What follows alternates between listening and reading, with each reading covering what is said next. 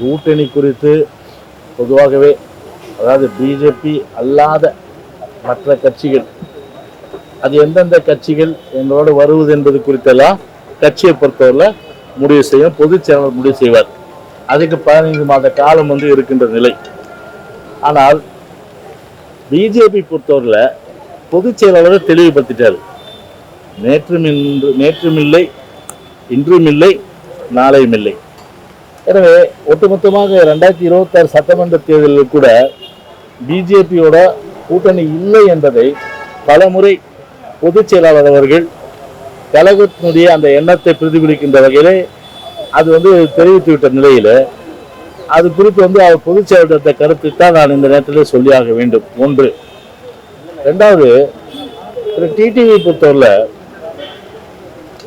ஒரு தன்மானத்தை விட்டு எந்த அளவிற்கு அவர் மேல அந்த வழக்குகள் போடப்பட்டு அந்த வழக்குகளிலிருந்து அவர் விடுவிக்கப்பட வேண்டும் என்ற வகையில் இன்னைக்கு பிஜேபி கிட்ட இன்னைக்கு சரண்டரா இருக்காரு. இன்னைக்கு பிஜேபி கிட்ட ஒரு சரண்டராக ஒருத்தர் அவரும் நீங்க பிஜேபிக்கு வாங்கன்னு சொன்னா அனைத்து இந்திய அண்ணா திராவிட முன்னேற்ற கழகத்தை பொறுத்தவரை ஒரு தன்மானத்தோடு இயங்குகின்ற இயக்கம்.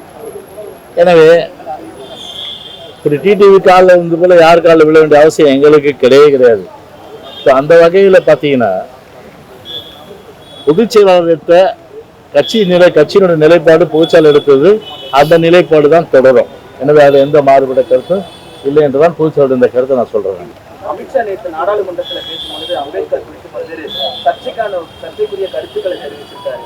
நீங்க எப்படி பார்க்கறது? அதாவது அந்த போற்றுதலுக்குரிய அம்பேத்கர் அவர்கள் இந்தியா முழுவதும் போற்றக்கூடிய ஒரு மாபெரும் தலைவர், அரசியலமைப்பு சட்டத்தை நம்முடைய நாட்டிற்கு அளித்தவர். இன்றைக்கும் இந்தியா முழுவதும் போற்றக்கூடிய ஒரு தலைவரை போற்றப்பட வேண்டும் ஒழிய அவருடைய புகழ் ஒரு சிறுமைப்படுத்துகின்ற எந்த ஒரு செயலையும் செய்யக்கூடாது. எனவே அப்படி ஒரு சிறுமைப்படுத்துகின்ற அந்த செயலை செய்தால் மக்களை பொறுத்தவரை நிச்சயமாக யார் அம்பேத்கரை சிறுமைப்படுத்துகின்றார்களோ அவர்களை நிராகரிப்பார்கள்.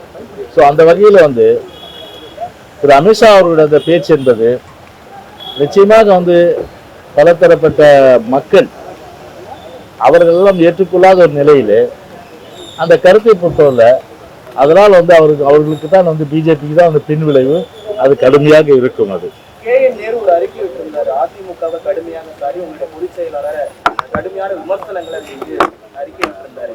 அந்த அறிக்கைக்கு நீங்க என்ன சொல்றீங்க? இல்லை, அதாவது பயம் என்ற அந்த ஒரு மையத்தை வச்சு சொன்னார் அவர். நான் என்ன சொல்றேன்னா, திமுக பொறுத்தவரை எப்போதுமே ரெட்டை நாக்கு. ஒரு திருச்சியில் நீங்க பார்த்துருப்பீங்க, நீங்க ஒரு காட்டுல அந்த இடத்துல நாக்கு ரெண்டா வெட்டி அதை ஆப்ரேஷன் பண்ணாங்க. அது போலீஸ் நடவடிக்கை எடுத்துட்டு அது விஷயம். ஆனால் ஆப்ரேஷன் பண்ணாமல் இந்த ரெட்டை நாக்கு இருக்குன்னா அது திமுகவுக்கு மட்டும்தான் ரெட்டை நாக்கு, வேறு எந்த கட்சிக்கும் கிடையாது. நேற்று ஒரு கொள்கை, இன்னொரு கொள்கை, நாளை ஒரு கொள்கை.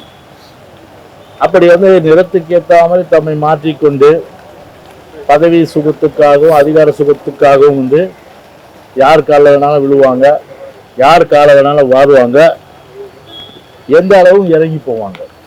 ஆனால் அந்த ஒரு நிலைப்பாடை இன்றைக்கு அனைத்து இந்திய அண்ணா திராவிட முன்னேற்ற கழகத்தை பொறுத்தவரை எடுத்தது கிடையாது. பாதகம் செய்பவரை கண்டால் நாம் பயங்கொள்ளலாகாது பாப்பா, மோதி மிதித்து விடு பாப்பா, அவர் முகத்தில் உமிழ்ந்து விடு பாப்பா. அண்மை செய்திகளை உடனுக்குடன் தெரிந்து கொள்ள இணைந்திருங்கள் இயம்நாடு தொலைக்காட்சியுடன்.